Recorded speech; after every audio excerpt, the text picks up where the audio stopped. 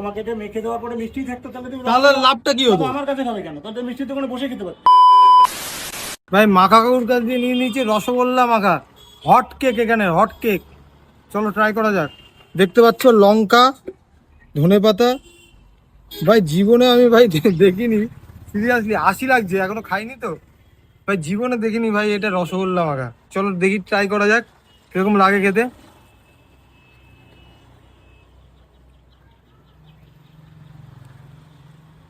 মিষ্টি মিষ্টি ঝাল ঝাল, মানে কি খেলাম বুঝতে পারছি না, রসগোল্লা খেলাম না অন্য কিছু খেলাম। না, ওটা ফ্লেভার চেঞ্জ হয়ে যাবে তো। ফ্লেভার চেঞ্জ হয়ে গেছে পুরো, টক ঝাল মিষ্টি হবে। টক ঝাল মিষ্টি লাগছে। আচ্ছা অনেকে ভাবে তোমার মাখা খেলে নাকি অনেকের পেট খারাপ হয়েছে। ও ফালতু কথা। ফালতু কথা একদম। ভাই, ফালতু কথা ভাই, কাকু বলে দিয়েছে যখন ফালতু কথা ভাই, ফালতু কথা। অনেকের কথা তো তোর আমি ব্যবসা করি না। আরেকবার খাই।